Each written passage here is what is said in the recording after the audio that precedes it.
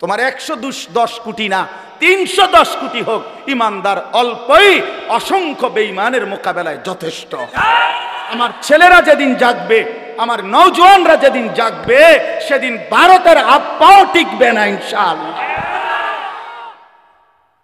আল্লাহ আমাদেরকে তৌফিক দান করেন, আল্লাহ আমাদেরকে হিম্মত দান করেন, আল্লাহ আমাদের যুবকদেরকে আগামীর ইসলামের জন্য কবুল করে নেন। আগামীর স্বপ্ন দেখি আমরা তোমাদেরকে নিয়ে ইনশাআল্লাহ। আমি চলে যাই, কোনো সমস্যা নাই। আনিসুর রহমানের রক্তে জমিন ভেসে যাক, কোনো অসুবিধা নাই। এমন 2, 4, 10, 50 জনের রক্ত ঝরলে কিচ্ছু হবে না, ওই রক্তে ঈমানের পতাকা উড়বে ইনশাআল্লাহ। আল্লাহ তৌফিক দান করেন। কোরআনুল কারীমের মধ্যে আছে, আল্লাহ তাআলা বলেন, ফাবাশশির ইবাদ আল্লাযীনা ইসতামিউনাল কওলা ফায়াত্তাবিউনা আহসানা। আল্লাহ তাআলা বলেন, হে নবী, আপনি আমার ওই বান্দাদেরকে জান্নাতের সুসংবাদ দিয়ে দেন যারা মনোযোগ দিয়ে কথা শোনে, অতঃপর কোরআন সুন্নাহর অনুসরণ করে। আগে তো মনোযোগ দিয়ে শুনে, এরপরে কি করে? অনুসরণ করে। আল্লাহ তাআলা বলেন তাদেরকে জান্নাতের সুসংবাদ দিয়ে দেন। এজন্য এটা অনেক বড় একটা আমল। আল্লাহর কথা মনোযোগ দিয়ে, দিল দিয়ে, আন্তরিকতা নিয়ে শুনতে হয়। কোরআনুল কারীমের মধ্যে আছে, আল্লাহ তাআলা বলেন, ওয়া ইদা কুরিআল কুরআনু ফাসতামিউ লাহু ওয়া আনসিতু লাআল্লাকুম তুরহামুন। যখন তোমাদের সামনে আল্লাহর কোরআন পড়া হয়, তো আল্লাহ তাআলা বলেন, তোমরা যারা শ্রোতা, তোমাদের 2টা কাজ।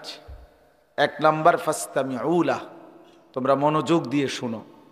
2 নাম্বার হলো ওয়া আনসিতু, এবং একদম চুপ থাকো। লাআল্লাকুম তুরহামুন, আল্লাহ তাআলা বলেন, তাহলে নিশ্চিত তোমাদের উপরে আল্লাহ তাআলার রহমত বর্ষিত হবে। কি করলে? মনোযোগ দিয়ে শুনলে। আর কি করলে? চুপ থাকলে। রহমত বর্ষিত হবে মানে কি? তাফসীরে রুহুল মাআনিতে আছে, রহমত বর্ষিত হবে মানে হলো আল্লাহ তাআলা তোমাকে আল্লাহর হুকুম পালনের তৌফিক দান করবেন, আল্লাহর ইবাদত করার যোগ্যতা দিবেন। এজন্য যে কেউ আল্লাহর কথা দিল দিয়ে শুনে, আল্লাহ তাকে ধীরে ধীরে আল্লাহর হুকুম পালনের তৌফিক দেয়। এটাও কিন্তু অনেক বড় ইহসান। আল্লাহ দয়া না করলে বান্দা আল্লাহর ইবাদত করতে পারে না। আল্লাহ দয়া না করলে বান্দা আল্লাহকে ডাকতেই পারে না। আল্লাহ যদি এই জিহ্বা না দিতেন, কথা বলার যোগ্যতা না দিতেন, তো আল্লাহকেই বা ডাকতাম কিভাবে? এজন্য আল্লাহ তাআলার তৌফিক চাইতে হয়। হাদিসের মধ্যে আছে, আমাদের প্রিয় নবী সাল্লাল্লাহু আলাইহি ওয়াসাল্লাম 5 ওয়াক্ত নামাজের পরে, ফরজের নামাজের পরেই তিনি সালাম ফিরাইবার পরপরই কয়েকটা বিশেষ দোয়া পড়তেন। এর মধ্যে একটা দোয়া হলো যে একটা কথা নবীজি 3 বার বলতেন। একটা দোয়া, এক দোয়াই 3 বার বলতেন প্রত্যেক নামাজের পরে, ফরজের সালাম ফিরাইবার একটু পরেই। সেটা কি? আল্লাহুম্মা আইন্নি আলা যিকরিকা ওয়া শুকরিকা ওয়া হুসনি ইবাদাতিক। আল্লাহ, আপনার জিকির, আপনার কৃতজ্ঞতা এবং আপনার ইবাদত সুন্দরভাবে আদায় করার জন্যে আপনি সাহায্য করেন। এই যে গুরুত্বপূর্ণ বিষয়, যে আপনি দয়া করেন যেন আপনার জিকির ভালোভাবে করতে পারি, আপনি দয়া করেন যেন আপনার শুকর আদায় করতে পারি, আপনি সাহায্য করেন যেন আপনার ইবাদত সুন্দরভাবে করতে পারি, সুন্দরভাবে করতে পারি। শরীরটাই সুস্থ নাই, নামাজ পড়ব সুন্দরভাবে কেমন? শরীরটাই ভাই, পাওটাই ভাঙ্গা, তো সেজদা দিব কিভাবে? তার মানে আল্লাহ তাআলার দয়া, আল্লাহ তাআলার ইহসান, আল্লাহ তাআলার মেহেরবানি ইবাদত আদায়ের জন্যও জরুরি।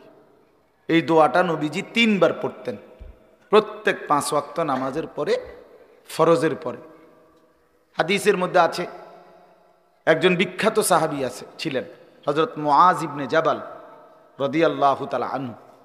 এই সাহাবীকে নবীজি একদিন, হযরতে মুআজ ওনার হাত ধইরা নবীজি ওনাকে বললেন, ইয়া মুআজ ইন্নী উহিব্বুক, আমি তোমারে খুব ভালোবাসি। সাহাবীকে বলতেছে, আমি তোমারে খুব পছন্দ করি, তো এই পছন্দের দাবিতে বলতেছি, তোমারে আমি মহব্বত করে বলতেছি, লা তানসা হাযা দুআ, এই যে দোয়াটা, আল্লাহুম্মা আইন্নি আলা যিকরিকা ওয়া শুকরিকা ওয়া হুসনি ইবাদাতিক, আল্লাহ আপনার জিকির, আপনার শুকর, আপনার ইবাদত ভালোভাবে করার জন্য সাহায্য করেন। নবী নিজে ওই সাহাবীকে বলতেছেন, শোনো, তোমারে আমি খুব ভালোবাসি, তুমি এই দোয়াটা পড়তে কখনোই ভুলো না। ওই সাহাবীকে বলছে, তুমি সব সময় এই দোয়াটা পড়ো। এই তাইলে দেখেন নবী সাল্লাল্লাহু আলাইহি ওয়াসাল্লাম নিজে আল্লাহ তাআলার কাছে ইবাদতের জন্য সাহায্য চাইতেন। তো এই জন্যই বললাম, আল্লাহর কথা মনোযোগ দিয়ে শুনতে হয়। মসজিদে জুমার বয়ান, 5 ওয়াক্ত নামাজের পরেও যদি ইমাম সাহেব একটু কোনো কথা বলে, জুমার নামাজে যদি বয়ান করে, এরকম মাহফিলের বয়ান, ওলামায়ে কেরামের নসিহত, বিভিন্ন মাদ্রাসার বয়ান, ইসলাহি মজলিসের বয়ান, দাওয়াত ও তাবলীগের সাথীদের বয়ান, কোন আল্লাহওয়ালার বয়ান, তো যখনই করে আল্লাহর কথা বলে দিল দিয়ে শুনতে হয়, মনোযোগ দিয়ে শুনতে হয়। জনপ্রিয়তা, কারো ব্যক্তিগত একটু খ্যাতি, এগুলো ফালতু বিষয়। জনপ্রিয়তা কোনো মূল বিষয় না। মূল বিষয় হলো আল্লাহর কথার প্রতি মনোযোগী হওয়া।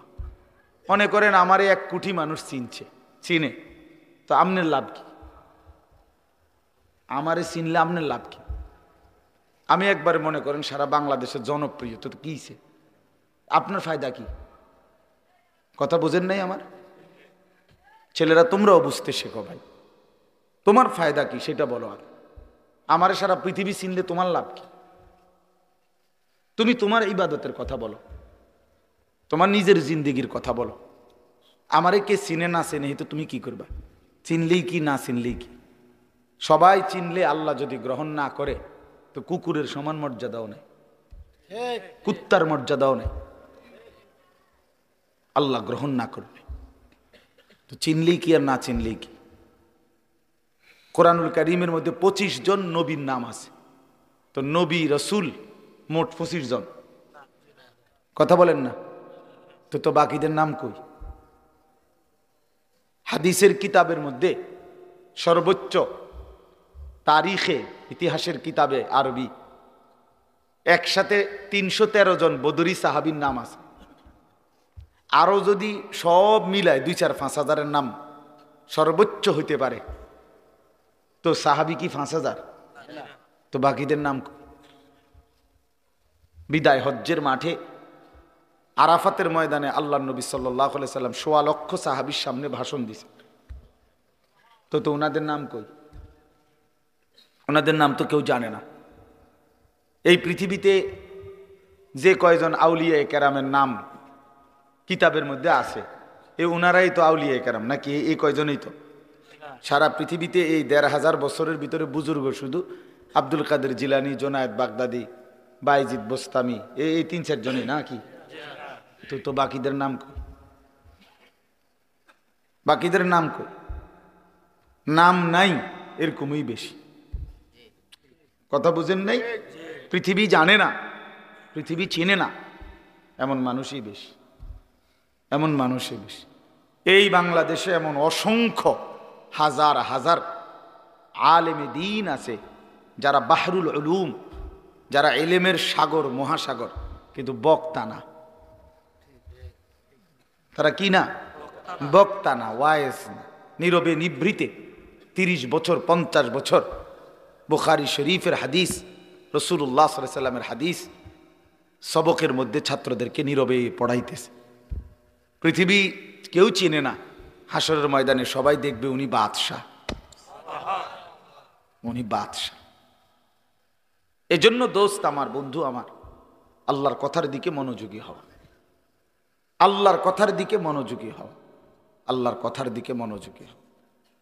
কোরআন শরীফে আছে হযরত মুসা আলাইহিস সালামকে আল্লাহ তাআলা বলছেন তুর পাহাড়ে প্রথম যেদিন কথা বলে, সেদিন আল্লাহ তাআলা বলছেন আনা আখতারতুকা ফাসতামি' লিমা ইউহা।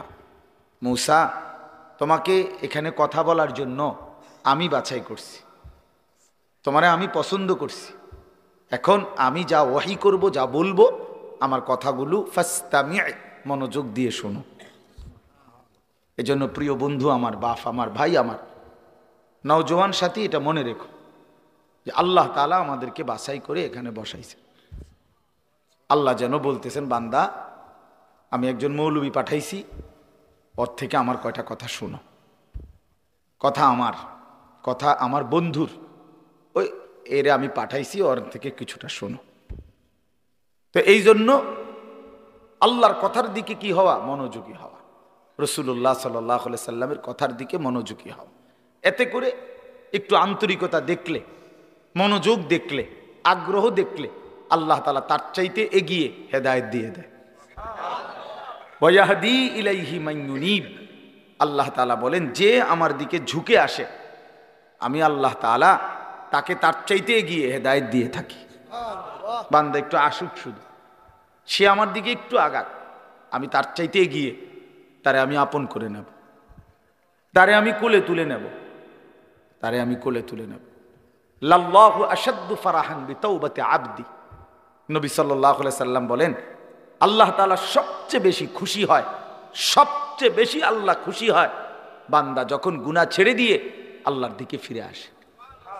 কদম বাড়াইলেই, গুনাহ ছেড়ে দিলেই, চোখের এক ফোঁটা পানি পড়লেই আল্লাহ ফেরেশতাদেরকে ডাক দিয়া বলে, এই 7 আসমান সাজিয়ে দে, আমার জান্নাত সাজায়া দে।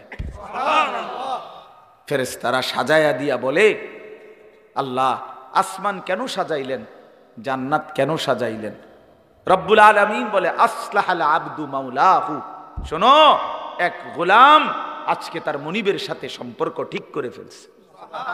আমার এক গোলাম আমার থেকে চলে গেছিল রে বহুদিন, ওই আমারে অনেক দিন সেজদা দেয় নাই, অনেক দিন সে আমারে ডাকে নাই, বহুদিন হয় সে হালাল খায় নাই, অনেক দিন আমার নাফরমানি করছিল, আজ সে আমার কাছে ফিরে আসছে। আমার বান্দা তওবা করছে, আমার বান্দা নিজের ভুল বুঝতে পারছে, পেছনের গুনাহ ছেড়ে দিয়েছে, আগামীতে করবে না ওয়াদা দিছে। এই জন্য আমি এই খুশিতে আসমান সাজিয়ে দিলাম, জান্নাত সাজিয়ে দিলাম। এই জন্য বান্দা যখন আল্লাহর দিকে ফিরে আসে, ঝুঁকে আসে, আল্লাহ তাআলা ভীষণ খুশি হয়, ভীষণ খুশি হয়। ইন আতাইতানি লাইলান আতাইতুকা লাইলান ওয়া ইন আতাইতানি নাহারান আতাইতুকা নাহারান। হাদিসে কুদসি এটা। আল্লাহ বলে, বান্দা তুমি যদি গুনাহ নিয়ে মাগফিরাতের জন্য রাত গভীরে আসো, আমি মাগফিরাত নিয়ে, রহমত নিয়ে রাত গভীরেই তোমার কাছে আসবো। ওয়া ইন আতাইতানি নাহারান আতাইতুকা নাহারান, তুমি যদি দিনের আলোতে আসো মাফ চাইতে, আমি মাগফিরাত নিয়ে দিনের আলোতেই আসবো। তুমি আসবে যখন, আমি আসবো ঠিক তখন, ঠিক তখন আমি আসবই তোমার কাছে, আমি আছি বান্দা। ওয়া নাহনু আকরাবু ইলাইহি মিন হাবলিল ওয়ারিদ, আমি তোমার গর্দানের রগ, যেটা ছিঁড়ে গেলে তোমার মৃত্যু, সেই শাহরগ গর্দানের রগ, এর চাইতেও আমি তোমার কাছে। তুমি একটা ডাক দাও, আমার আরশে আজিম নড়ে উঠবে। ফাইজা সাআলাকা ইবাদি আন্নী ফাইন্নী করিব, আল্লাহ বলে আমার বান্দা যখন আমার কাছে কিছু চায়, আমারে ডাক দেয়, হাত পাতে, আমি আল্লাহ একদম কাছে। উজিবু দাওয়াতাদ দাঈ ইযা দাআনি, বান্দা যখনই ডাক দেয় আমি তখনই তার ডাকে সাড়া দেই, সাড়া দেই। জিন্দেগির সব প্রয়োজন আল্লাহর কাছ থেকেই চাওয়া উচিত। দুর্ভাগ্য এক জাতি আমরা এমন মুসলমান হয়ে গেলাম যারা নিজেদের কোনো প্রয়োজনে আল্লাহর কাছে চাওয়ার অভ্যাস আমাদের নাই। আল্লাহর কাছে চাওয়ার অভ্যাস খুব কম, খুব দোয়া করার মানসিকতাই আপনাদের মধ্যে কম। ও শুধু ড্রাইভার টোকায়, ড্রাইভার মানে হুজুর, হুজুর কেবল হুজুর টোয়া, হুজুর দিয়া দোয়া করানো, হুজুর দিয়া। আরে ভাই, হুজুর দিয়ে দোয়া করানো নিষেধ না, হুজুর দোয়া করবে ঠিক আছে, কিন্তু নিজের আহাজারি, নিজের চোখের পানি, নিজের কান্না, নিজের আরজি নিজেই আল্লাহর কাছে পেশ করা উচিত। বান্দার কাকুতি মিনতি আল্লাহর খুব পছন্দ, আল্লাহর খুব পছন্দ, আল্লাহ তাআলার খুব পছন্দ। হাদিসে আছে বুখারীতে, ফাওয়াল্লাহি লা ইয়ামাল্লাল্লাহু হাত্তা তামাল্লু, নবীজি বলছেন আল্লাহর কসম উম্মত, তোমরা চাইতে চাইতে আল্লাহর কাছে ক্লান্ত হয়ে যাবে, কিন্তু রব্বে করিম দিতে দিতে একবারও ক্লান্ত হবেন না। লা ইয়ামাল্লাল্লাহ, তিনি ক্লান্ত হবেন না। তুমি চাও বান্দা, বারবার বলো, বারবার বলো, বারবার বলো। এজন্য বাপ নিজেদের সব প্রয়োজন আল্লাহর কাছে বলবেন। রাসূলুল্লাহ সাল্লাল্লাহু আলাইহি সাল্লাম বলছেন, হাত্তা শিরাকানা আলাইক, তোমার জুতার স্যান্ডেলের যে ফিতা, স্যান্ডেলের ফিতাটাও যদি ছিঁড়ে যায় তাহলে সেটাও তুমি আল্লাহর কাছে বলো। স্যান্ডেলের ফিতাটা ছিঁড়ে গেল আল্লাহকে জানাও, মাওলা আমার একটা ছোট্ট মুসিবত হয়ে গেছে, আমার ফিতাটা স্যান্ডেলের ছিঁড়ে গেছে। এরে ভাইয়া এইখানে এটা বুঝবেন না, বাংলাদেশের মাটি তো স্বাভাবিক, এই সময় স্যান্ডেলের ফিতা ছিঁড়ে গেলে তেমন অসুবিধা নেই, কিন্তু আরাফাতের ময়দানে স্যান্ডেলের ফিতাটা ছিঁড়ে গেলে তাইলে টের পাওয়া যাবে স্যান্ডেল কারে কয় আর ফিতা কারে কয়। বুঝেন নাই? হ্যাঁ, মসজিদে হারাম থেকে হোটেলে যাইবার সময় যদি স্যান্ডেল হারায় যায় তখন বোঝা যায় স্যান্ডেল কত দাম, স্যান্ডেল কত দাম। মনে হবে যেন পায়ের তালুটা পুড়ে গেছে, এত গরম, এত গরম। এই জন্য আল্লাহ তাআলা বান্দার ছোট থেকে ছোট বিষয়েও রাসূলুল্লাহ সাল্লাল্লাহু আলাইহি সাল্লাম সবক দিছেন আল্লাহর কাছে চাইতে। তো ঠিক আছে, আমি মূল কথাটা এটাই বলতে চাইছিলাম যে মনোযোগ চাই, আন্তরিকতা দরকার। এই যে মোবাইলটা আসলে নিষেধ করার মূল কারণ এইটা, মানে মোবাইলটা হাতে থাকলে দিল বসে না, মনোযোগ আসে না, এটা আমার অভিজ্ঞতা। অর্থাৎ এটা যতক্ষণ হাতে থাকে রেকর্ডের জন্যই হোক, ভালো আমার বয়ানই রেকর্ড করলো, কিন্তু এতে ক্ষতি হয়। অর্থাৎ তার দিলের মধ্যে শুধু এটাই থাকে যে মোবাইলে উঠতেছে কিনা, তাই এটা তখন আর তার নিজের জন্য অন্তরে আল্লাহর কথা বসে না, দিল জমে না। আরেকটা বড় ক্ষতি হয় কি, বড় ক্ষতি হলো ঠিক বরাবর পিছনে ডানে বামে যারা, তাদেরও নজর ওইটার দিকে পড়ে, তাহলে ওই বেচারারও কি বসে না, দিল বসে না, অনেক ক্ষতি হয়। এই জন্য এইটুকু সময়, 1 ঘন্টা হোক অল্প সময় হোক, যদি নিজেকে মোবাইল থেকে আলাদা করে আল্লাহর কথা দিল দিয়ে শোনা যায়, এই ছেলেদের মধ্য থেকেই, এই মানুষগুলোর মধ্য থেকেই ধীরে ধীরে আল্লাহ তাআলা অসংখ্য মানুষকে পরিবর্তন করে দিবেন। আল্লাহ তাআলা আপনাদের সবাইকে উত্তমভাবে কবুল করে নেন। সবাই মনোযোগী হইলে ইনশাআল্লাহ বরকত হবে। আল্লাহ আমাদেরকে তৌফিক দান করেন। কোরআনুল কারীমের 30 নম্বর পারা, কোরআনুল কারীমের 102 নম্বর সূরা, সূরাটা ছোট্ট সূরা, 102 নম্বর সূরা, 30 নম্বর পারা। সূরাটার নাম হলো তাকাসুর। এই সূরার আমি তেলাওয়াত করছি। সূরাটার মধ্যে মোট 8টা আয়াত, শুধু 8 আয়াত, ছোট সূরা। ইনশাআল্লাহ অল্প একটু সময়ের মধ্যে আমি এই সূরাটার সংক্ষিপ্ত তরজমা এবং তার সাথে প্রাসঙ্গিক অল্প কয়েকটা কথা বলি। আল্লাহ আমাদেরকে তৌফিক দেন। সবাই আন্তরিকভাবে শুনেন। আবারও অনুরোধ করতেছি, ডানে বামে কথা বইল না ভাই, নওজোয়ান ছেলে তোমরাও মনোযোগ দিয়ে শুনো বাপ, আল্লাহ তোমাদেরকে বরকত দিবে। এই সূরাটার একটা ফজিলত হলো, এই সূরার 8টা আয়াত মাত্র। প্রিয় নবী সাল্লাল্লাহু আলাইহি ওয়াসাল্লাম বলছেন, যে ব্যক্তি এই সূরা তাকাসুর একবার তেলাওয়াত করবে তো আল্লাহ তাআলা তাকে 1000 আয়াত তেলাওয়াত করার সমপরিমাণ সওয়াব দান করবে। তার মানে এই সূরাটা কোরআনুল কারীমের প্রায় 6 ভাগের 1 ভাগ, 1/6, মানে 6 ভাগের 1 ভাগের সমান প্রায় এই সূরায়ে তাকাসুর। এই সূরাটা আল্লাহ তাআলা কেন নাজিল করলেন, একটা ছোট্ট কথা, শানে নুজুল বুঝলে আপনি বুঝবেন কেন নাজিল করলেন। রাসূলুল্লাহ সাল্লাল্লাহু আলাইহি ওয়াসাল্লামের জামানায় মক্কার সবচেয়ে গুরুত্বপূর্ণ, ওই ছেলে বেটা এখানে কথা বলবা না, যাও থেকে, অপদার্থ কোথাকার বেটা,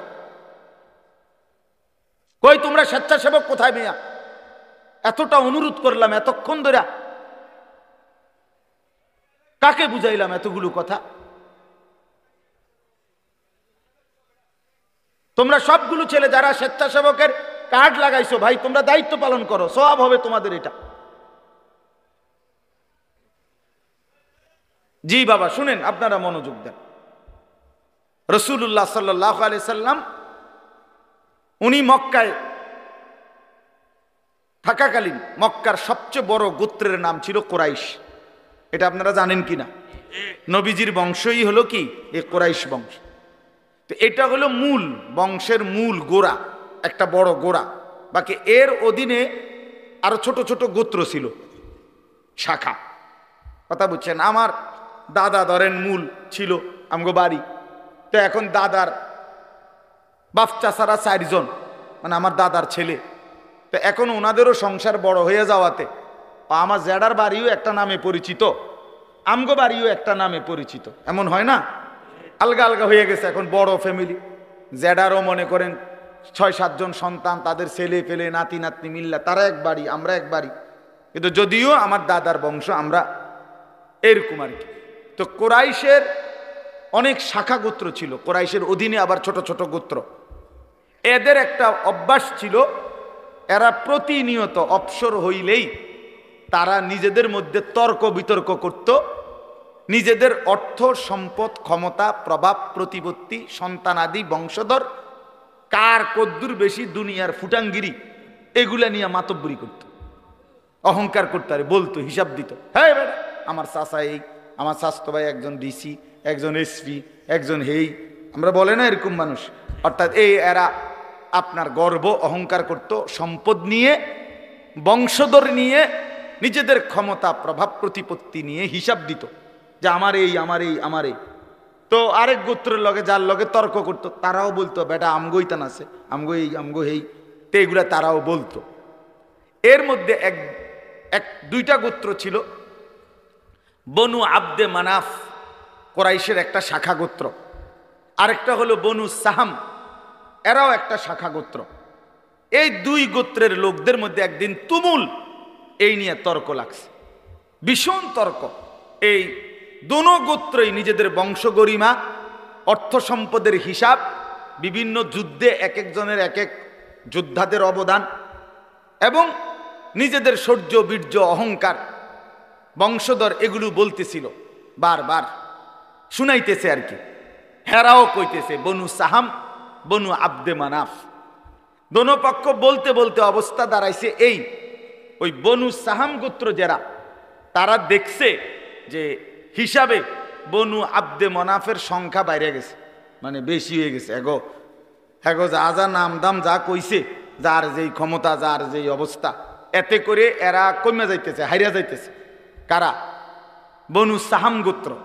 তো এরা করছে কি, তখন এই বনু সাহাম গোত্র যখন দেখতেছে হেরে যাচ্ছে ওদের থেকে, এইবার তারার আর জীবিত লোক যারা, তারার আর হিসাব দিয়া পারতেছে না, মানে হেরার লগে কুলাইতেছে না।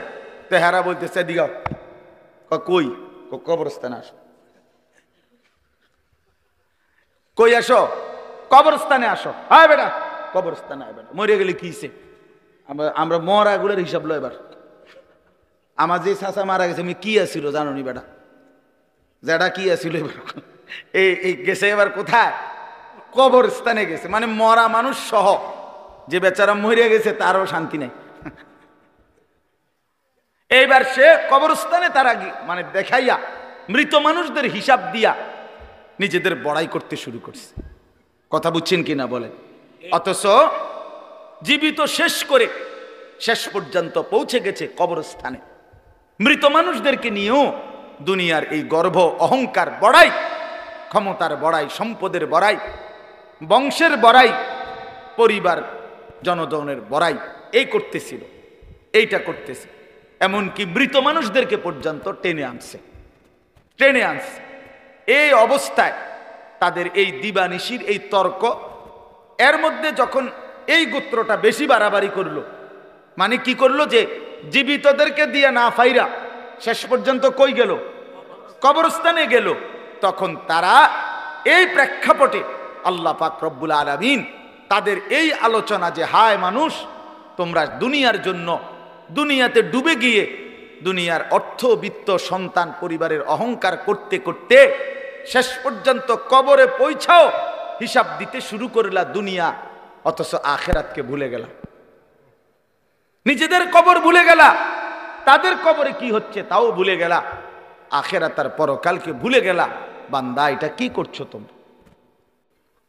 এভাবে বুঝি সবাই তোমরা দুনিয়ার মধ্যেই ডুবে গেলা, আখেরাতকে ভুলে গেলা। কামটা কি করতেছো তোমরা? এটা কি কোনো কাজ হইল? এটা কি কোনো কথা হইল বান্দা? এই আল্লাহ তাআলা তখন এই অবস্থার প্রেক্ষাপটে কোরআনুল কারীমের এই সূরাটি আল্লাহ তাআলা নাজিল করেছেন। সূরাটির নাম কি? তাকাসুর। বলেন তো সবাই। 102 নম্বর সূরা। কত নম্বর? 30 নম্বর পারা, 102 নম্বর সূরা। শুনলে ভালো বাপ, আপনি যদি আগের থেকে সিদ্ধান্ত নেন আপনি বুঝতেন না, তো আপনি জীবনেও বুঝতেন না। আর যদি আপনার দিলে থাকে আল্লাহর কথা আমার জন্য বুঝার জন্য, আল্লাহর কসম, আপনি যদি একেবারে গণ্ডমূর্খ হন, টিপসই দেন, নামও লিখতে পারেন না, আল্লাহর কসম কোরআন আপনার জন্য সহজ।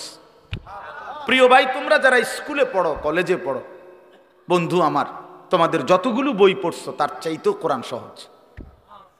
কোরআন সহজ। কোরআনুল কারীম তোমার বাংলা, অঙ্ক, ইংরেজি, পদার্থ, জীববিজ্ঞান বইয়ের চাইতেও সহজ। সহজ বুঝার জন্য আল্লাহ তাআলা সহজ করে দিয়েছেন। ওয়ালাকাদ ইয়াসসারনাল কুরআনা লিযিকর ফাহাল মিন মুদ্দাকির। আল্লাহ তাআলা বলে, বান্দা শুনো, আমি অবশ্যই কোরআনকে বুঝার জন্য, শেখার জন্য, পড়ার জন্য, তেলাওয়াতের জন্য, তাফসীরের জন্য, ব্যাখ্যার জন্য, এমনকি আমল করার জন্য আমি আল্লাহ কোরআনুল কারীমকে সহজ করে দিয়েছি। ফাহাল মিন মুদ্দাকির, কে আছো উপদেশ গ্রহণকারী, আমার কোরআন থেকে কিছু নিবা। আল্লাহ ডাক, ওহ মালিক যেন ফেরিওয়ালা, কুদরতি ভাবে আল্লাহ যেন ডাক দিচ্ছে, বান্দা এই আমি এক কোরআন নাজিল করেছি, 23 বছরে আমার বন্ধুর কাছে তোমাদের জন্য সব কিছু বলে দিয়েছি, একদম সহজও করে দিয়েছি। কে আছো তোমরা এখান থেকে উপদেশ নিবা? কে আছো তোমরা এখান থেকে জিন্দেগি গঠন করবা? কে আছো এখান থেকে জীবনের পুঁজি নিবা? কে আছো এখান থেকে দুনিয়ার কর্তব্য বুঝে নিবা, আখিরাতের দায়িত্ব বুঝে নিবা? আল্লাহ যেন ডাকতেছে, ফাহাল মিন মুদ্দাকির, কে আছো তোমরা, কে আছো, আসো। কোরআনুল কারীমে বন্ধু, ইয়া আইয়ুহাল্লাযীনা আমানু, হে ঈমানদারগণ, হে ঈমানদারগণ, হে মুমিনগণ, আল্লাহর কসম বাপ 89 বার, 8, 9, 89, মোট 89 বার আল্লাহ তাআলা আমাদেরকে ডাক দিয়েছেন, হে মুমিনগণ, হে মুমিনগণ, হে ঈমানদার। আচ্ছা, একটাবার ইনসাফের সাথে যুবক ভাই তুমি ভাবো, আর কতবার ডাকলে তোমার মালিক তুমি নামাজ পড়তা? 89 বার তোমার মালিক তোমারে ডাকছে, আর কতবার বললে তুমি সেজদা দিতা? আয় আফসোস। 80 বারের চাইতে বেশি বার আল্লাহ তাআলা বলছে, আকিমুস সালাহ, আকিমুস সালাহ, আকিমুস সালাহ, নামাজ পড়ো, নামাজ পড়ো, নামাজ পড়ো, নামাজ পড়ো, নামাজ পড়ো, নামাজ পড়ো। আর কতবার বললে বন্ধু নামাজ পড়তেন? আপনারা যারা নামাজ পড়েন, নামাজ বয়সী অনেক লোক, যে মা নামাজ পড়ে না, যে বোন নামাজ পড়ে না, যে যুবক ছেলে, কিশোর ছেলে, তুমি মুসলমানের ঘরে জন্ম নিয়ে নামাজ পড়ো না, তোমার আল্লাহ তোমার কাছে জানতে চাচ্ছে। কোরআন শরীফের একটা স্পষ্ট আয়াত আছে, একটা আশ্চর্য কথা শোনো ভাইয়া। কোরআন শরীফে 29 নম্বর পারায় একটা সূরা আছে, সূরায়ে মুরসালাত। এই সূরাটার নাম কোরআনুল কারীমের, আমি বলতেছি পরে দেখলে কারো মন চাইলে, 77 নম্বর সূরা, কোরআনুল কারীমের 77 নম্বর সূরা। এই সূরাটার নাম হলো মুরসালাত। এই একটি সূরার মধ্যে 50টা আয়াত।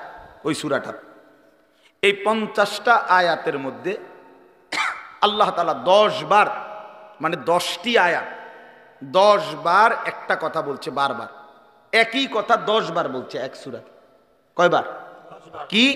ওয়াইলুন ইয়াউমাইদিল লিল মুকাদ্দিবিন, ওয়াইলুন ইয়াউমাইদিল লিল মুকাদ্দিবিন, হে আমার মিথ্যাবাদী নাফরমান বান্দা, শোনো, সেদিন হাসরের ময়দানে তোমাদের জন্য জাহান্নাম। এই কথাইটা 10 বার বলছে এক সূরাতে। ওয়াইলুন ইয়াউমা, এই অপদার্থ, এই বেটা ফালতু বেটা, তুমি বেটা বাহিরে গিয়া ভিডিও করো বেটা, ফালতু ছেলে বেটা, যা বেটা। এমন 2-1 শ্রোতা না হলে কি হয়েছে বেটা? কেউ রে ছেড়ে দেওয়া যাবে না, সাফ কথা মিয়া। মুসলমানের এই সন্তান আমাদের সন্তান, এরা আমাদের ছেলে। 16 বছর, 14 বছর, 18 বছরের বাপ, মুসলমানের বাচ্চা লাগাম ছাড়া এক জিন্দেগি যাপন করতেছে। মা, বাবা, অভিভাবক, এলাকার মানুষ, কারো কোনো তত্ত্বাবধান বলতে কিচ্ছু নাই। একটা মোবাইল আর ছেলেটা নিজে জন্তু জানোয়ারের মতো জিন্দিগি কাটাইতেছে, নিজের মতো খায়, নিজের মতো চুল রাখে, নিজের মতো জামা পরে, সারা রাত উলঙ্গ ছবি দেখে, অনলাইনে লাখ লাখ টাকা জুয়া খেলে, মেয়ের পিছনে ঘুরে উলঙ্গ দৃশ্য দেখে। এটা জানোয়ারের জিন্দিগি ছাড়া অন্য কোন জীবন হতে পারে না বেটা। এটা মানুষের বাচ্চার জীবন নয়, এটা মুসলমানের সন্তানের জীবন নয় বেটা। মুসলমান এত পাগল না, মুসলমান এত ছাগল না। আজকে আমি জুমার নামাজে যাইতেছি, আমার এলাকার বাজার গরু বাজার, আমি নিজ চোখে দেখছি, আল্লাহর কসম আমার নিজ চোখে দেখছি, ছাগল বাজারের মধ্যে যে ছাগলটি উঠছে, ওমা ৩-৪টা মানুষ রূপী ছাগল একটা ছাগলটির ভিডিও করতে আছে। ওইটা কি ছাগল? তোরে কি কামড়াইছে? তোরে কোন শয়তানে কামড়াইছে তোরে? তুই ছাগল উড়াস কীর্তি বলে? একের কসম আল্লাহ আমি নিজ চোখে দেখছি। আপনি বলেন না, ইনসাফের কথা বলো ভাই, তোমরা বলো ভাই, এটা কি? এই গরু বাজারের ছাগল এগুলো, তুই ছাগল, তুমি এক ছাগল না? তুমি এগুলা কেন উঠাচ্ছ? এতটুকু এহসাস, এতটুকু বিবেক তো থাকবে। আমি কি করছি, আমি কি করছি সারাটা দিন? এটা কি জীবন মিয়া? সারাটা দিন মোবাইল, সারাটা দিন নারী, ছবি, নাচ, গান, উলঙ্গ দৃশ্য, সারাটা রাত জিনা ব্যভিচারের দৃশ্য। হায় রে মুসলমানের বাচ্চা, হায় রে বাপ, কে তোরে আল্লাহ চিনাইবে? বাপ, কে তোরে মালিক চিনাইবে? ৩৬৫ দিনে খোদার একটা বছরে তুমি কোনোদিন ফজরের নামাজ পড়ো না বন্ধু। কেউ কি নাই তোমার যে তোমারে মনে করাই দিবে যে তোমার একজন আল্লাহ আছে, কবর আছে, আখিরাত আছে? আহা, মা কোথায়, বাবা কোথায়? কেউ তার প্রতি কোনো মায়া নাই। ছেলেটা নষ্ট হয়ে যাইতেছে, চরিত্রহীন হয়ে যাইতেছে, চোখের সামনে একটা সুন্দর জীবন শেষ হয়ে যাচ্ছে, কারো কোনো আফসোস নেই, আফসোস নেই। নারী দেখতে দেখতে, ছবি দেখতে দেখতে, বন্ধুদের আড্ডা দিতে দিতে ছেলেটা শেষ হয়ে যাইতেছে। আমরা বুঝি না বাপ? তোমগো চেহারা দেখলেই তো বোঝা যায়, চুল দেখলেই তো বোঝা যায়, তোমাদের সুরত দেখলেই তো বোঝা যায় কয়জন নামাজ পড়ো আর কয়জন পড়ো না। বোঝা যায় না বাপ? বেনামাজি দেখলেই তো চিনা যায় বন্ধু, বেহায়া দেখলেই তো চিনা যায়, দুশ্চরিত্র দেখলেই তো চিনা যায়, অসভ্যরে দেখলেই তো চিনা যায়, নির্লজ্জ বেহায়াকে দেখলেই চিনা যায়। আহা, বহুতই আফসোস, আপনারা জানেন না এটা। বয়স্ক বাবাদেরকে বলছি, আজ মুসলমানের মা বাপ সবাই ব্যস্ততা হলো খাট পালং, সোফা, ফার্নিচার, ইট বালু, সিমেন্ট, টাইলস, এই নিয়ে ব্যস্ত। ঘর সাজাচ্ছে, ফার্নিচার বানাইতেছে, আসবাব কিনতেছে, মজার মজার বাজার করতেছে, 10 আইটেমের রান্না হচ্ছে, খাচ্ছে, ফুর্তি করতেছে। বাকি টাইম কেউ, বয়স্ক চাচারা চা দোকানে টেলিভিশন, মা বোনরা ঘরের মধ্যে টেলিভিশন, আর মুসলমানের সন্তান প্রত্যেকে একটা একটা মোবাইল নিয়ে অবসর কাটাইতেছে। খালাস, এরই নাম মুসলমান? এটাই মুসলমানের মহল্লা? এটাই আমাদের জিন্দিগি? এখানেই শেষ আমরা? তো বলতেছিলাম, আল্লাহ তাআলা বলছে, বান্দা ফাবিআইয়ি হাদিসিন বাদাহু ইউমিনুন। এই কথাটা বলতেছিলাম যে এই সূরা মুরসালাতের মধ্যে আল্লাহ তাআলা 10 বার বলছে ওয়াইলুন ইয়াউমাইদিল লিল মুকাদ্দিবিন, তোমরা যারা মিথ্যাবাদী, নাফরমান, পাপী, শোনো, তোমাদের জন্য সেদিন জাহান্নাম। এই 10 বার বইলা আমার ভাই, আমি যে কথাটা বলতে চাচ্ছি, প্রিয় সন্তান, আমার ছেলেরা আমার, শোনো বাপ, আল্লাহ তাআলা লাস্ট কথাটা, সূরাটা শেষ করছে একটা কথা বইলা শেষ, ফাবিআইয়ি হাদিসিন বাদাহু ইউমিনুন। আল্লাহ বলছে, আমার বান্দা এরপরে আর কেমনে বললে, আর কতবার বললে, আর কোন কথা বললে, আর কোন কিতাব নাজিল করলে, তুই আমার বান্দা, তুই আমার কথা শুনতি, আমি বুঝলাম না বান্দা। আর কেমনে বললে বুঝতি? 89 বার ডাক দিয়েও তোর কলিজাটা নরম করতে পারলাম না। 80 বারের চাইতে বেশি বার নামাজের কথা বলেও তোর দিল নরম করতে পারলাম না। এক সূরাতে 10 বার তোকে 50 আয়াতের মধ্যেই 10 বার বলে তোরে জাহান্নামের ভয় লাগাইতে পারলাম না। ফাবি আইয়ি হাদিসিম বাদাহু ইউমিনুন, এরপরে আর কি বললে বান্দা, আর কেমনে বললে, এই কিতাবের চাইতে আর কোন কিতাব নাজিল করলে তুই আমার কথা মানতি বান্দা? বল না বান্দা, বলো। ছেলেরা, একটা ছেলে বলো বাপ, একজন ছেলে বলো দোস্ত, তোমার মালিক আর কতবার বললে তুমি নামাজ পড়তা? এই কোরআনের চাইতে দামি আর কোন কিতাব নাজিল করলে তুমি নামাজ পড়তা? এর চাইতে উত্তম এত কতবার বললে? আল্লাহর নবী সাল্লাল্লাহু আলাইহি সাল্লাম, আল্লাহর কসম বন্ধু, উম্মতের আমল নামা নবীজি সাল্লাল্লাহু আলাইহি সাল্লাম হাসরের ময়দানে দেখবে, নবীজির সামনেও আমল নামা নবী হাতে নিবে, দেখবে। যখন আমল নামা হাতে নিয়ে দেখবে নবী, পৃষ্ঠার পর পৃষ্ঠা ফজরের নামাজ নাই, 5 ওয়াক্ত নামাজ নাই, হালাল রিজিক বলতে কিছু নাই, 30 বছর সুদের টাকা, ঘুষের টাকা, কিস্তির টাকা, 30 বছর ধরে নাচ গান, নাটক, সিনেমা, ঘরে টেলিভিশন, বাজারে টেলিভিশন, স্ত্রী বেপর্দা, ছেলেটা নামাজ পড়ে না, মেয়েটা পর্দা করে না, নিজে বিড়ি সিগারেটের মধ্যে আসক্ত, কারো নামাজ নাই, বন্দিগি নাই, কোরআনের তিলাওয়াত নাই। এই আমল নামা দেখে আল্লাহর কসম নবী জিজ্ঞাসা করবে, উম্মত এত বড় বেইজ্জতি তুই আমারে কেমনে করলি? উম্মত আমার সামনে এটা তুই কি দিলি? তুমি কি জানো উম্মত, আমি 23টা বছর টানা তোর জন্য কেঁদেছিলাম উম্মত।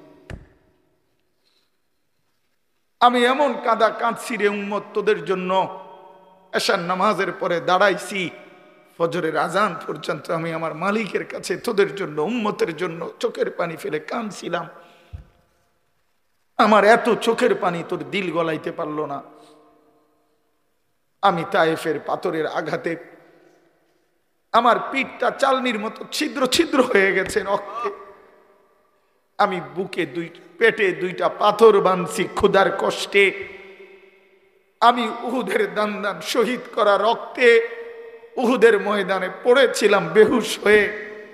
আমার ঘরের চুলায় 3 মাস রান্নার জন্য কোনোদিন চুলায় আগুন জ্বলে নাই। আমার এত চোখের পানি, এত রক্ত, এত ক্ষুধার কষ্ট, কিছুই তোর মন গলাইতে পারলো না, তোরে সেজদা দিতে পারলো না। এটা আমার সামনে কি আনলা? আমি এই আমল নামা নিয়ে আল্লাহর সামনে কেমনে দাঁড়াবো? আমি কেমনে বলবো আমার মালিকের কাছে আমি কি সুপারিশ করব? আমি কেমনে বলবো রব্বুল আলামিন এটা আমার শ্রেষ্ঠ নবীর শ্রেষ্ঠ উম্মতের আমল নামা? বল ভাই আমার, তুমি বলো, তুমি বলো।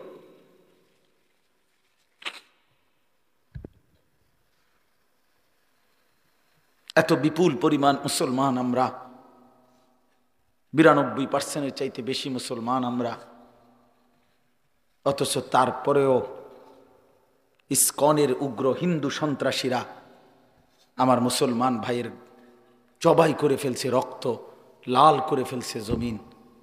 এতটা সাহস এই জমিনে কেমনে হলো? আমাদের ঈমান কোথায়? আমাদের হিম্মত কোথায়? আমাদের আওয়াজ কোথায়? এজন্য দোস্ত আমার, ছেলেরা, এই বন্ধুর কথা মনে রাখো।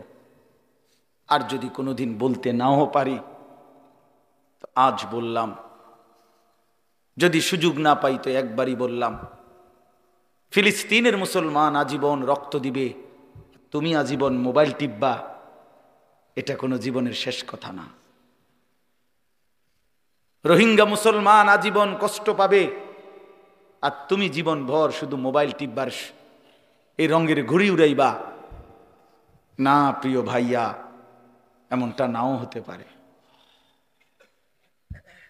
এমনটা নাও হইতে পারে। ফিলিস্তিন যদি জমিনের উপরে, তো বাংলাদেশও জমিনের উপরে, নাকি বাংলাদেশ আসমানে? তাইলে পৃথিবীর এক প্রান্তে মুসলমান নির্যাতিত হলে, পৃথিবীর এক প্রান্তে মুসলমানের রক্ত লাল হলে, আরেক প্রান্ত আমরা নিরাপদ থাকি কেমনে? আমরা নিরাপদ আছি কিভাবে ভাইয়া? কিসের উপরে ভর করে?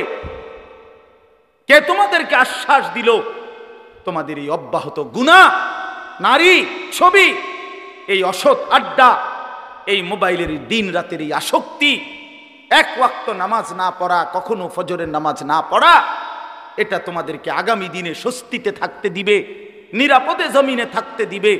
এই গ্যারান্টি কে দিল বন্ধু? যুবক বলো ভাইয়া, কিশোর বলো, তরুণ ছেলে বলো। যদি পারতাম তোমারে বুকে জড়াইয়া ধরে কতক্ষণ কাঁদতাম যে কেন নামাজ পড়ো না,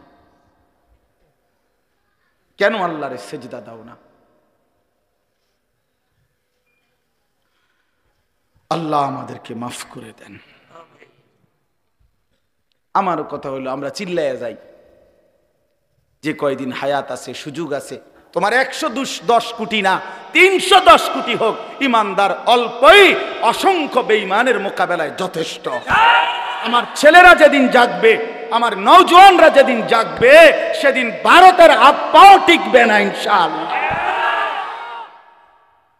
আল্লাহ আমাদেরকে তৌফিক দান করেন, আল্লাহ আমাদেরকে হিম্মত দান করেন, আল্লাহ আমাদের যুবকদেরকে আগামীর ইসলামের জন্য কবুল করে নেন।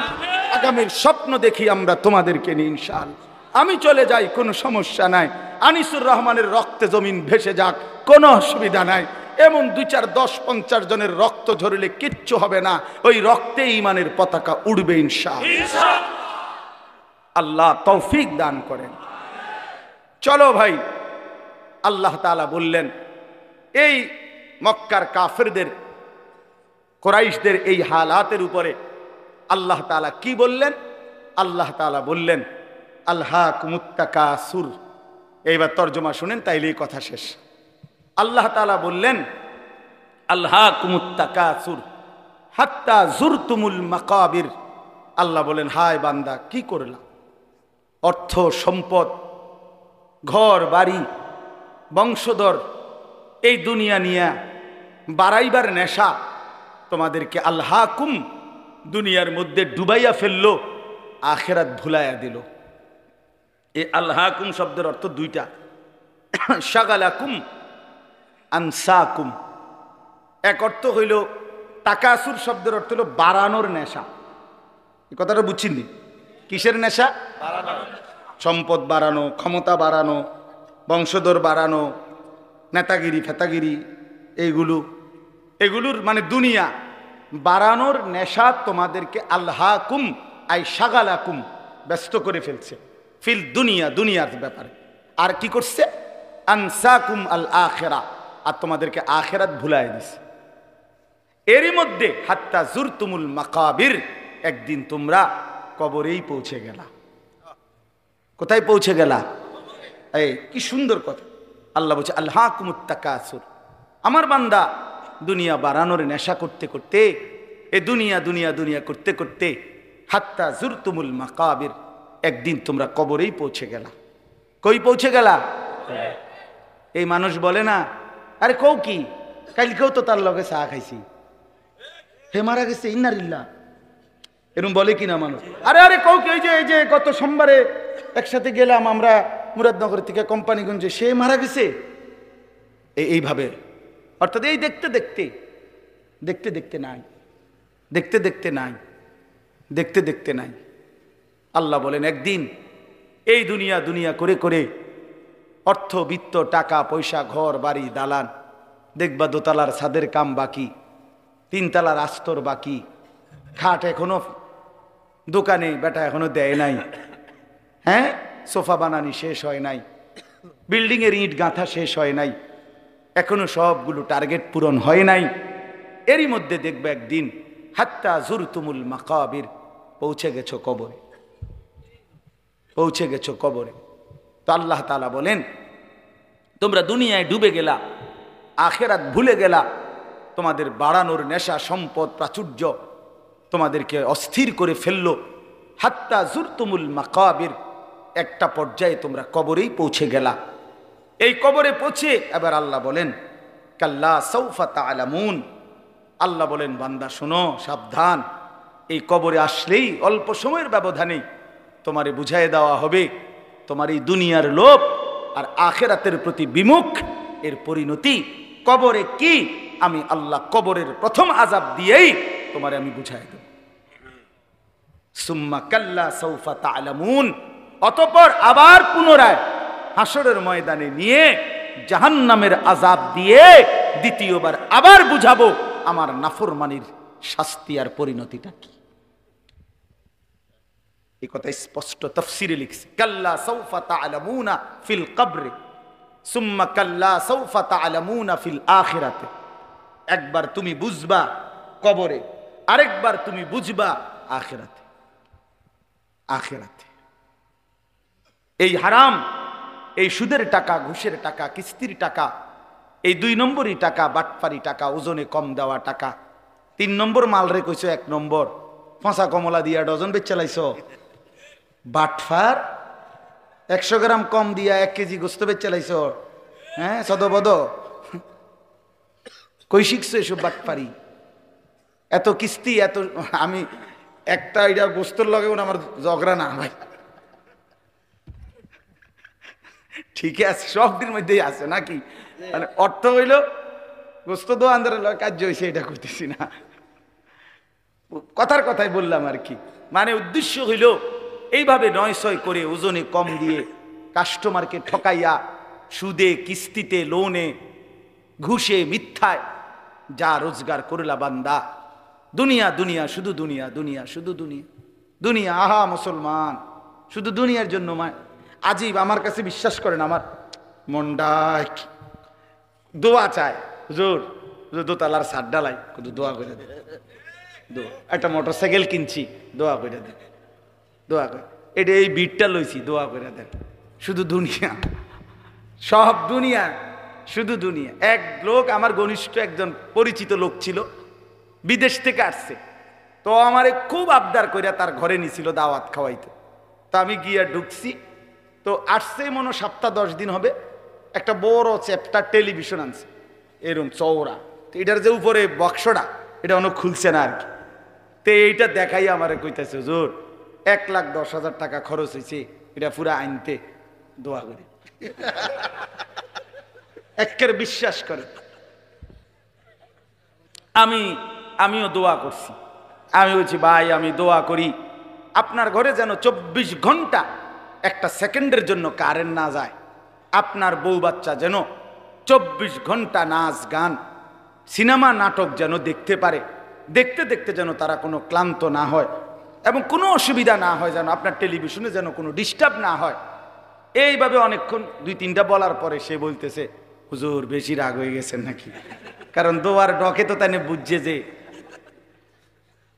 বুঝেন নাই কথাটা, দোয়ার শব্দেই তো তাই আন্দাজ করছে যে অবস্থা তো খুব খারাপ। তা আমি বললাম, আপনি তো কইছেন দোয়া করতাম, তো আমি কি কইতাম? টেলিভিশনের দোয়া তো আপনি এগুলোই, যে টেলিভিশন যাতে ঠিক মতো চলে, নাহলে কি দোয়া করতাম?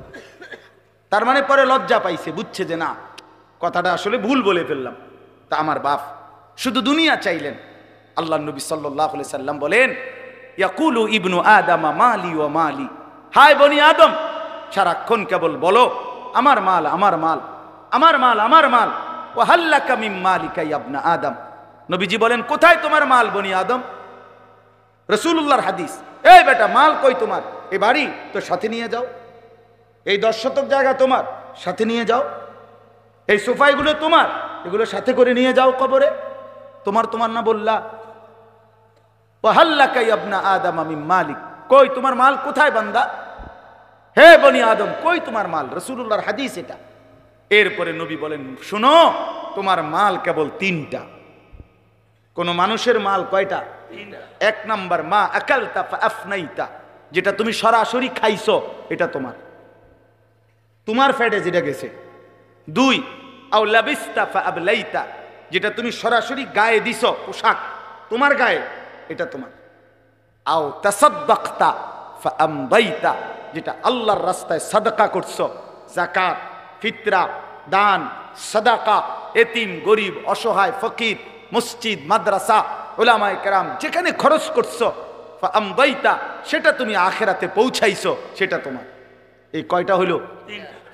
যা খাইছো, যা পড়ছো, যা দান করছো। ওমা সিওয়া যালিকা, আর বাকি সবকিছু ফাযাহিবুন, তোমার থেকে চলে যাবে, ওয়া তারিকুহু লিন্নাস, মানুষের জন্যই রেখে যাবে। কি অসাধারণ হাদিস, কি সুন্দর নবী বুঝাই দিয়েছেন। রাসূলুল্লাহ সাল্লাল্লাহু আলাইহি সাল্লাম বলেন, লাউ আন্না লি ইবনি আদামা ওয়াদিয়াম মিন যাহাবিন, নবীজি বলেন কোন বনি আদমকে যদি একটা পাহাড় স্বর্ণ দেওয়া হয়, লা আহাব্বা আন ইয়াকুনা লাহু ওয়াদিয়ানে, সে চাইবে দুইটা পাহাড় স্বর্ণ। ওয়ালান ইয়ামলা আফাহু ইল্লা তুরাব, এরপরে নবীজি বলেন শোনো, তার মুখ ভরবে না, নাফরমানের দুনিয়া লুভির মুখ ভরবে না, পেট ভরবে না, ইল্লা তুরাব, কবরের মাটি দেওয়া পর্যন্ত। তার মুখে যখন কবরের মাটি পুরাবে, তখন তার পেট ভরবে, মুখ ভরবে। ওয়ালান ইয়ামলা আফাহু, তার মুখ ভরবে না, ইল্লা তুরাব। এজন্য বাপ আল্লাহ তাআলা বললেন, আলহাকুমুত তাকাসুর হাত্তা যুরতুমুল মাকাবির, দুনিয়ার লোভ, দুনিয়ার লোভ, আখিরাত থেকে ভুলে যাওয়া, এটা তোমাদেরকে দুনিয়া ব্যস্ত করে দিল, আখিরাত ভুলে দিল। একদিন তোমরা কবরস্থানে পৌঁছে জানতে পারবা তোমাদের এই নাফরমানির পরিণতি কি, আবার হাসরের ময়দানে জানতে পারবা। আমার ভাই, এজন্য কবরের আযাব বড় বেশি ভয়ানক, বড় বেশি ভয়ানক। আল্লাহর নবী সাল্লাল্লাহু আলাইহি সাল্লাম বলেন, তিনটা প্রশ্নের জবাব যে কবরে দিতে পারবে না, নবীজি বলেন আল্লাহ তাআলার পক্ষ থেকে বলা হবে, ফাআফরিশুহু মিনান নার ওয়ালবাসুহু মিনান নার ওয়াফতাহু লাহু বাবান ইলান নার।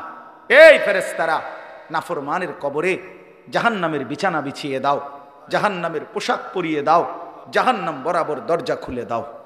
এই হলো এক, ফেরেশতারা এটা করবে। দুই নাম্বার, আল্লাহর নবী সাল্লাল্লাহু আলাইহি সাল্লাম বলেন, ওয়ায়ুদাইয়াকু লাহু কবরুহু, দুই নম্বরে প্রিয় বন্ধু আমার, আল্লাহ রসুল বলছে কবর তারে একটা চাপ দিবে, কবরের মাটি সংকীর্ণ হয়ে যাবে, ডান পাশের মাটি বাম দিকে, বাম দিকের মাটি ডান দিকে, এভাবে চলবে। আল্লাহ রসুল খোদার কসম বাফ, আমি যদি সামনে যাইতে পারতাম তাহলে বলতাম তোমার কাছে। আল্লাহ নবী সাল্লাল্লাহু আলাইহি সাল্লাম বলছে, উম্মত, কবর এত জোরে চাপ দিবে নাফরমানকে, ডান পাশের হাজরের পাজরের এই হাড্ডি, এগুলা ভাঙ্গা বাম দিকে ঢুকে যাবে, বাম দিকের গুলো ডান দিকে ঢুকবে। কিভাবে? নবীজি বলছে, হাত্তা তাখতালিফা আদলাউহু। আমাদের উস্তাদ আমগরে মাদ্রাসায় পড়াইবার সময় বুঝাইছিলেন যে নবী বলছেন এইভাবে দুই আঙ্গুল এগুলো যেমন একটা আরেকটার মধ্যে ঢুকে যায়, আল্লাহর কসম পাজরের হাড্ডি এ পাশের গুলো এই পাশে এইভাবে ঢুকে যাবে। প্রিয় বন্ধু আমার, ভাবতে শিখো। তিন নাম্বার, রাসূলুল্লাহ সাল্লাল্লাহু আলাইহি সাল্লাম বলেন, ওয়ায়ুদরাবু লাহু, একজন ফেরেশতা আসবে তার কবরে। ফেরেশতা দুই গুণের অধিকারী, একজন ফেরেশতা আসবে নাফরমানের কবরে। গুণটা কি? ওহুয়া আ'মা ওয়া আসাম্মু, সে অন্ধ বধির। ওই ফেরেশতা কানেও দেখে না, চোখেও শোনে না। এই ফেরেশতা আইসা ইউদরাবু লাহু বিমিতরাকাতিন মিন হাদিদিন, লোহার একটা হাতুড়ি গুর্জ দিয়ে তারে একটা আঘাত করবে। দরবাতান বাইনা উযুনাইহি, দুই কান বরাবর। ফায়াসিহু সাইহাতান, নাফরমান একটা চিৎকার মারবে। ইয়াসমাউহা মান ইয়ালিহি ইল্লা সাকালাইন, মানুষ এবং জিন ব্যতীত আল্লাহর সমস্ত সৃষ্টি নাফরমানের চিৎকারটা শুনতে পাবে। ইলা ইয়াউমিল কিয়ামা, এভাবে কিয়ামত পর্যন্ত, এভাবে ইসরাফিলের ফু পর্যন্ত। বন্ধু আমার, রাসূলুল্লাহ সাল্লাল্লাহু আলাইহি ওয়াসাল্লামের জামানায় যারা কবরে, তারা আজ কত বছর? ১৫০০ বছর। ইব্রাহিম আলাইহিস সালামের জামানায় যারা কবরে গেছে, তারা কবরের জীবনে পড়ে আছে আজ কত বছর? ভেবে দেখো ভাইয়া। নূহ আলাইহিস সালামের জামানায় যারা কবরে গেছে, তারা কবরের আযাব ভোগ করতেছে আজ কত বছর? সর্বশেষ যেই ব্যক্তি কবরে যাবে, উলামায়ে কেরাম, মুহাদ্দিসিনে কেরাম কেউ কেউ বলে তাকেও হয়তো কবরে অপেক্ষা করতে হবে। সর্বশেষ ব্যক্তি 40,000 বছর। শেষ ব্যক্তিটার কবরে যদি আযাব হয়, তার অবস্থা কতক্ষণ অপেক্ষা করবে কবরে? কাল্লা সাউফা তা'লামুন সুম্মা কাল্লা সাউফা তা'লামুন। এবার শেষ কথা হলো কাল্লা লাউ তা'লামুনা ইলমাল ইয়াকিন লাতারাবুন্নাল জাহিম সুম্মা লাতারাবুন্নাহা আইনাল ইয়াকিন। আল্লাহ তাআলা বড় গুরুত্বপূর্ণ এবার বলছে, বান্দা শোনো, এই কথা শেষ করে দিচ্ছি আর একটু 5টা মিনিট। আল্লাহ তাআলা বলে, বান্দা আজকে কোরআনের মাধ্যমে, আমার রাসূলের হাদিসের মাধ্যমে, উলামায়ে কেরামের এই নসিহতের মাধ্যমে যদি আখিরাত, কবর, হাসর, মিজান, ফুলসিরাতের ব্যাপারে তোমার ইয়াকিন হয়ে যেত, বিশ্বাস হইতো, তাহলে ভালো হইতো। লাউ তা'লামুনা ইলমাল ইয়াকিন, আহা বান্দা যদি আজকে তুমি নিশ্চিত বিশ্বাস করতা, কত না ভালো হতো। কি ভালো হইতো? তাইলে এখন তো তুমি নামাজ পড়তে পারতা, হালাল খাইতে পারতা, হারাম থেকে বাঁচতে পারতা। কিন্তু যদি পাত্তা না দাও, গুরুত্ব না দাও, তো মনে রেখো লাতারাবুন্নাল জাহিম, অল্প সময় পরে একদিন হাসরের ময়দানে তুমি তোমার নিজ চোখে জাহান্নামকে দেখবা। কি দেখবা বলেন না? সুম্মা লাতারাবুন্নাহা আইনাল ইয়াকিন, সেদিন 2 চোখে দেখে নিশ্চিত হবা যে জাহান্নাম কতটা ভয়ানক। আর মনে পড়বে দুনিয়ার জিন্দেগির কথা। ওয়াজিআ ইয়াউমা ইদিম বিজাহান্নাম, আল্লাহ বলে হাসরের ময়দানে জাহান্নামকে ফেরেশতারা টেনে আনবে, আর মানুষগুলো তাকাইয়া জাহান্নামের আযাবের এক নজর দেখেই ইয়াউমা ইদিন ইয়াতাযাক্কারুল ইনসান, দুনিয়ার পুরা জীবনের কথাটা তার মনে পড়বে। ওয়া আন্না লাহু যিকরা, কিন্তু মনে পড়ে সেদিন আল্লাহ বলে, এই বান্দা মনে পড়ে কি লাভ হবে? বুঝবা তো নিশ্চিত, আজ বুঝলে ভালো হইতো। কিন্তু সেদিন হাসরের ময়দানে জাহান্নামকে দেখে তুমি আইনুল ইয়াকিন সুম্মা লাতারাবুন্নাহা আইনাল ইয়াকিন, তোমার চোখে দেখা জ্ঞান হইতো। আপনাদেরকে বুঝাই, এই যে এটা যে গ্লাস আপনারা সবাই দেখতেছেন, কথা বলেন না কেন? এই যে গ্লাসটা আপনারা দেখতেছেন, কি দেখতেছেন? সবাই নিশ্চিত তো? কেমনে এত নিশ্চিত হলেন? এই যে চোখে দেখতেছি, আপনি কইলেব নাকি হুজুর গ্লাস আন্তাজি, আমরা কি বেকুবনি? কথা বুঝেন নাই? তাহলে এটা কি নিশ্চিত তো? এই যে আইনুল ইয়াকিন, এই যে চোখে দেখা নিশ্চিত। তাহলে আমি এটারে 1 কোটি বার গ্লাস কইলেও তো হইতো না। এটা কি টিস্যু বক্স? তো আল্লাহ তাআলা বলে, বান্দা জাহান্নাম তো চোখে দেখবা, সেদিন তোমার নিশ্চিত জ্ঞান হবে যে এটাই জাহান্নাম, এটাই আমার আযাবের ঘর, এটাই আমার সামনের গন্তব্য। কিন্তু সেদিন তো লাভ হবে না, সেদিন তো লাভ হবে না। কিশোর ছেলে আমার, যুবক বন্ধু আমার, প্রিয় ভাই আমার, নষ্ট হইও না, চরিত্রহীন হইও না, দুশ্চরিত্র হইও না বন্ধু, অসৎ বন্ধুর পাল্লায় যাইও না, নারীর আসক্ত হইও না, মোবাইলের আড্ডা, জুয়ার আড্ডায় যাইও না বন্ধু। জীবনটা খুব কষ্ট হবে, এখনো আগামীতেও। সর্বশেষ কথা হলো সুম্মা লাতুসআলুন্না ইয়াউমা ইদিন আনিন নাঈম। আল্লাহ তাআলা বলেন, অতঃপর হাসরের ময়দানে নিয়ে বান্দা মনে রেখো, আমার দেওয়া দুনিয়াতে আমি আল্লাহ বিন্দু বিসর্গ যত নিয়ামত দিয়েছি, আমার দেওয়া এই আসমান, জমিন, চন্দ্র, সূর্য, গ্রহ, নক্ষত্র, আলো, বাতাস, রোদ, বৃষ্টি, হাসি, কান্না, ফল, ফুল, ফসল, ক্ষেত, পানি, সাগর, নদী, স্ত্রী, সন্তান, চোখ, নাক, কান, হাত, পাও, নিঃশ্বাস, আমি আল্লাহ তাআলা যা দিয়েছি, এক বিন্দু প্রতিটি বিন্দু বিসর্গ আমার নিয়ামত। আমি আল্লাহ জিজ্ঞেস করব, শুকর আদায় করছো কদ্দুর, নাফরমানি করেছো কদ্দুর। সুম্মা লাতুসআলুন্না ইয়াউমাইদিন আনিন নাঈম। প্রতিটি নিয়ামতের ব্যাপারে বান্দা জিজ্ঞেস করব, একটাও ছাড়ব না। প্রতিটা হাসি, প্রতিটা কান্না হিসাব দিতে হবে, প্রতিটা চোখের পলক হিসাব দিতে হবে, নিঃশ্বাসের প্রতিটা হিসাব দিতে হবে, প্রতি ঢোক পানি যে পান করছো হিসাব দিতে হবে, প্রতি লোকমা খাবার খেয়েছ হিসাব দিতে হবে বন্ধু।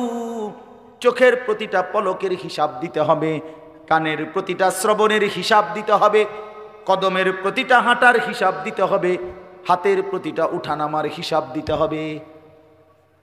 প্রিয় বন্ধু আমার, ইন্নাস সামা ওয়াল বাসারা ওয়াল ফুআদা কুল্লু উলাইকা কানা আনহু মাসউলা।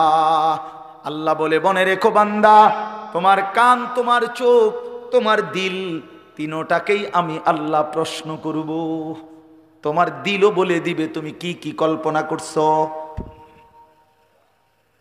শাহিদা আলাইহিম সামউহুম ওয়া আবসারুহুম ওয়া জুলুদুহুম। তোমার কান, তোমার চোখ, তোমার সারা দেহের চামড়া আমি আল্লাহর কাছে তোমার জিন্দেগীর সাক্ষ্য দিবে। ইয়াউমা ইদিন তুহাদ্দিসু আখবারাহা। তোমার পায়ের নিচের জমিন তোমার ব্যাপারে সাক্ষ্য দিবে। আল্লাহ বারবার বলছে, তার শেষ কথা। প্রিয় ভাই আমার, বাবারা আমার, প্রত্যেকেই ফিকির করেন, মানুষের ফিকির করেন, খাটফালমের না। ইডি হুদা, ইডি হুদ্দা একবারে শুধু শুধু। এই সোফা যে বেটা বানাইছেন আমনে ময়রা চাচা 20 বছরের মাথায় আমনে শুধু একটা বার ফেরেস্তারে বলিয়া বলে, ভাই একটা ঘন্টা আমি জামু আর আমি তো আমার ঘর চিনি, দেরি হইতো না, অন্যদিকে যাইতামে না। শুধু আমার ঘরে আমি বহুত কষ্টে খাট পালং সোফা ফার্নিচারটি বানাই দিয়েছিলাম। এটি কোনোটা নষ্ট হয়েছে নি, করতে চাই আর শুধু এই কথাটা বলিয়া যদি আপনি কবর থেকে 20টা বছরের মাথায় আরেকবার আইসা দেখেন, আমনের ঘরে ঢুকলে আপনি কিচ্ছু খুঁজা পাবেন না। যদি পুতেরে আর নাতিরে বলেন, কিরে নাতি, পুত, আমি যে সোফাটি বানাইছিলাম হেডি কই? ওই বলবো, আব্বা এটি চলে না। কি কর না করি, আর গত 5-7 বছর আগে তো হালাই দিছি, এটি চলে না। ধোকা, ধোকা, দুনিয়া ধোকা, ধোকা, ধোকা, ধোকা, ধোকার দুনিয়া।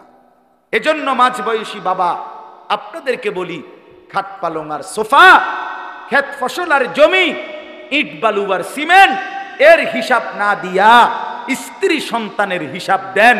ছেলেটা নামাজি কিনা, মেয়েটা পর্দানসীন কিনা, স্ত্রী পর্দানসীন কিনা, ছেলের বউ পর্দা করে কিনা, মেয়ের জামাই আপনার হালাল খায় কিনা, ছেলের রোজগার হালাল কিনা, ঘরে টেলিভিশন বন্ধ কিনা, সকলে আল্লাহর কোরআন পড়ে কিনা, সবাই ফজরের নামাজ পড়ে কিনা। বেড়া হইলে এই মাইক দিয়া এনে এনে খারাইয়া কোন কোন হ্যাঁ আপনি বলেন ভিডিও হইবে, এখন রেকর্ডিং হইব, কোন আসেন।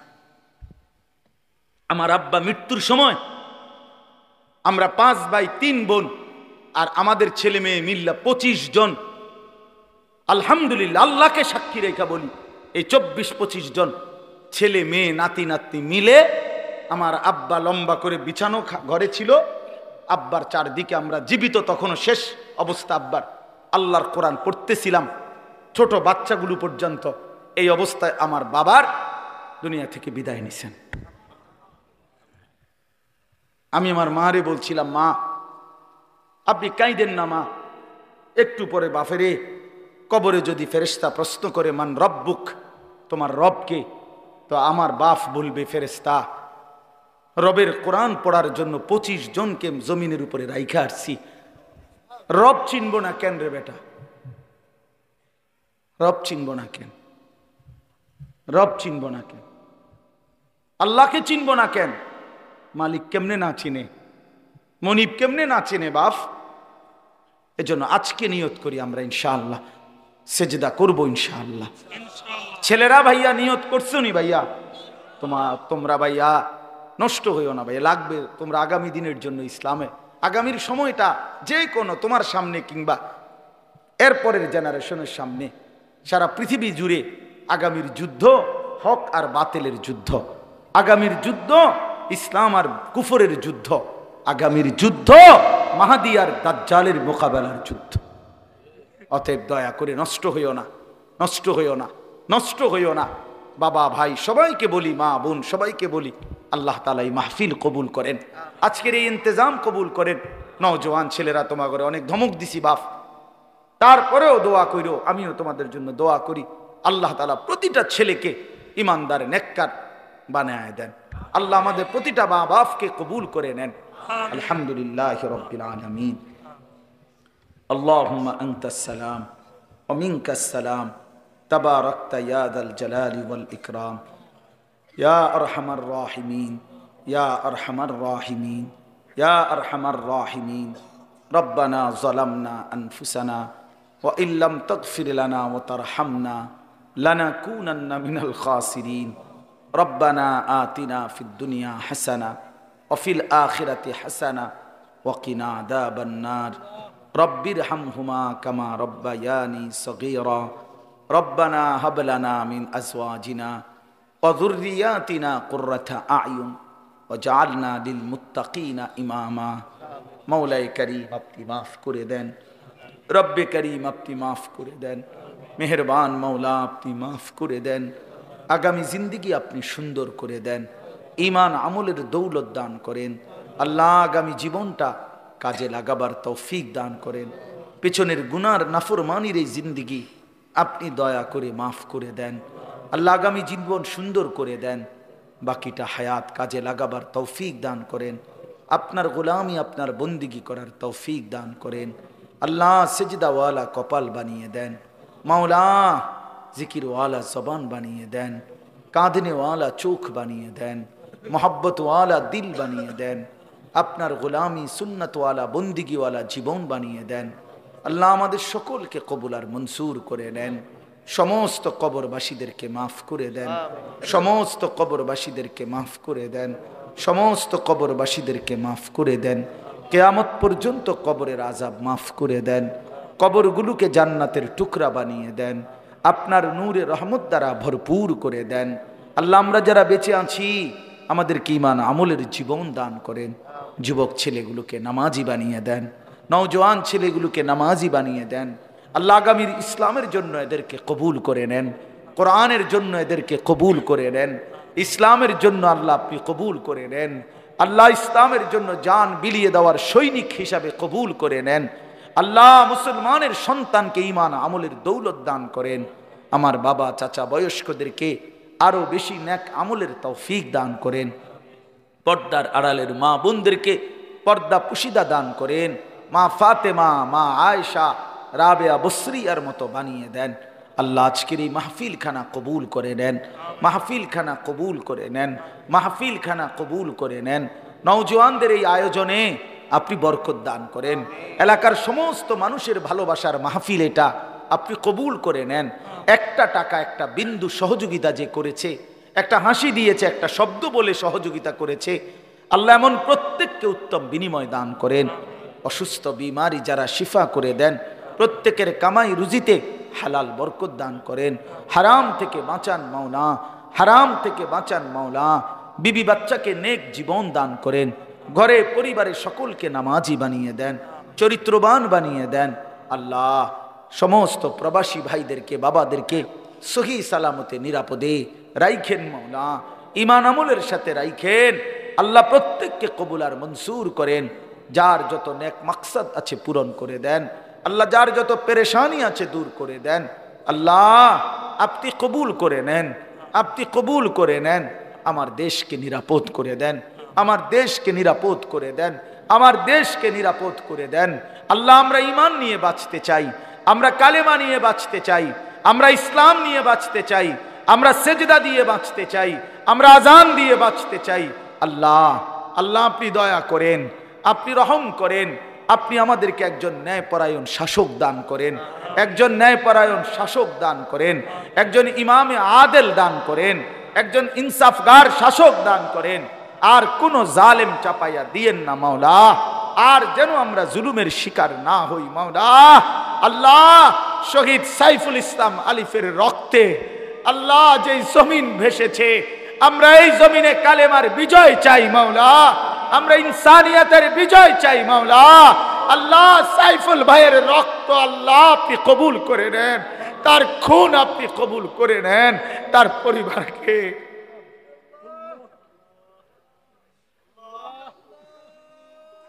আল্লাহ আল্লাহ আপনি তার পরিবারকে সবরে জামিল ইখতিয়ার করার তৌফিক দান।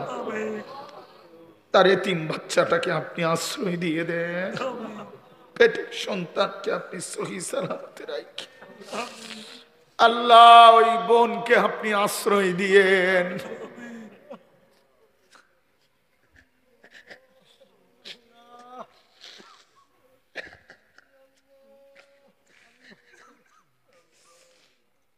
আল্লাহ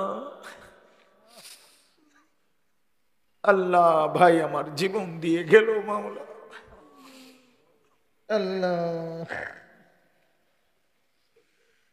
আল্লাহ, আপনি তাকে শহীদি মরণ দিয়েন, জান্নাতের সর্বোচ্চ মাকাম দান করিয়ে।